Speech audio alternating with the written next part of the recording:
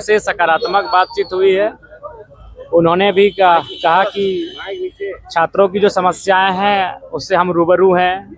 हम भी कभी लोकसभा के 8 बार के सांसद रह चुके हैं, हम भी जनप्रतिनिधि रह चुके हैं, तो हम भी छात्रों की समस्याओं से रूबरू हैं और हम अपने स्तर से पूरा प्रयास करेंगे मार्गदर्शन देने का, और जो रिजल्ट के प्रकाशन में जल्दी हो, जल्द शीघ्र प्रकाशन हो, इसके लिए वो अपनी तरफ से हर संभव यथासंभव प्रयास करेंगे।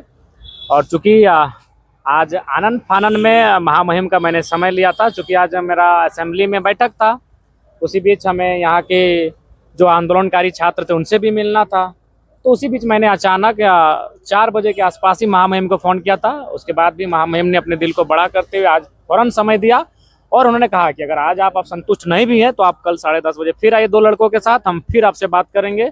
और महामहिम काफ़ी गंभीर है, तो हमने कहा ठीक है, अगर जरूरत पड़े हम लोग कल सुबह फिर आएंगे। और आज भी अच्छी बात हुई, सकारात्मक बात हुई, वह इसके समाधान के लिए प्रयास करेंगे। आज आपने आंदोलन को खत्म करवाया, क्या रणनीति रहेगी आगे? क्योंकि सरकार की तरफ से कोई पहल या जेपीएससी की तरफ से कोई पहल फिलहाल तो नहीं दिख रहा है रिजल्ट। देखिए, चूंकि जो भी अभ्यर्थी थे उनका सेहत स्वास्थ्य काफ़ी बिगड़ रहा था और मैंने आग्रह किया तमाम अपने भाइयों से कि आंदोलन जिनके लिए हो रहा है, अगर वही लोग स्वस्थ नहीं रहेंगे तो फिर इस आंदोलन का औचित्य नहीं रहेगा।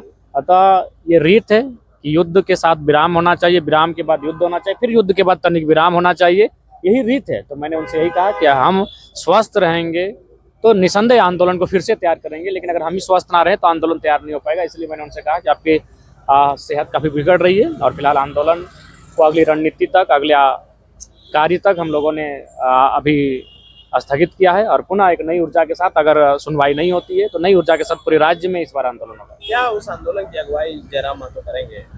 निसंदेह उस आंदोलन की अगुवाई करेंगे। हम लोग पूर्णतः इस आंदोलन में खुटा के डट कर खड़े रहेंगे। जयराम जी, एक वीडियो आपने जारी किया था जहां पर एक घटना स्थल पर पहुंचे, जहां एक हत्या हो गई थी, प्रशासन बहुत देर तक वहां नहीं पहुंची। क्या प्रशासन नहीं पहुंचती? अगर विधायक नहीं पहुंचते तो प्रशासन नहीं पहुंचती, तो हम पहुंच गए, अपनी जिद के कारण वहां पहुंच गए कि उनको अपनी लाज बचाने के लिए आना पड़ा, और प्लस हम लाइव चला दिए। अगर लाइव नहीं चलता, हम नहीं पहुंचते तो प्रशासन सुबह आती।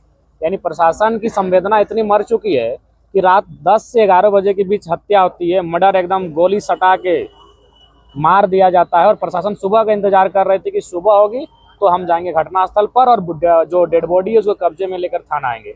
ये तो डुमरी विधायक जयराम महतो वहाँ पहुंचे हैं कि प्रशासन बाध्य होकर वहाँ पहुंची, ये तो हम लाइव 18 मिनट चलाएं, उसको देखकर प्रशासन बाध्य होकर वहाँ पहुंची। कहाँ की ये घटना है? ये नावाडी ब्लॉक, बोकारो जिला की घटना है। और आपके मॉब लिंचिंग की जो घटना हो रही है, देखिए, इसके लिए सरकार के साथ साथ संस्कार की भी आवश्यकता है।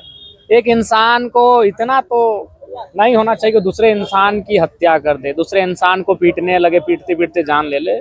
इंसान को भी समझना चाहिए कि हम किस दिशा में जा रहे हैं, इस समाज को कहाँ लेके जा रहे हैं। इंसान को भी सोचना चाहिए और सरकार को अपनी ओर से जो कानून है उनका कठोरता पूर्वक कार्रवाई होनी चाहिए। ये नावाडी वाली घटना में कितने देर बाद पुलिस पहुंची थी? देखिए, हमें लगभग 12:23 में कॉल आया था और हम तुरंत 23वें मिनट में ही कॉल कटा और सूचना दे दिए थाना को, और हम लगभग 1 बजे के आसपास वहां पहुंचे। और हम जब 1 बजे के आसपास पहुंचे तो हम लाइव आए थे 1:17 में, और फिर जब मेरा लाइव खत्म हुआ तो फिर हम और एक वीडियो मीडिया के लिए रिकॉर्ड किए, यानी 1:17, 1:30, लगभग 1:40 में। और फिर उसके बाद हमको लगता है कि 1:40 के बाद थाना प्रभारी पहुंचे थे, यानी 2, पौने 2 के आसपास। इस दौरान आपने कई आला अधिकारियों के प्रशासन? हाँ, सब लोग सो गए थे। सब सुबह फोन किए और बोले सर अवेलेबल नहीं थे, ये वो अपना बहुत सारे एक्सक्यूज दिए, सब सो गए थे, प्रशासन सो रही थी। आइए जयराम जी, थोड़ा इधर से छूट गया।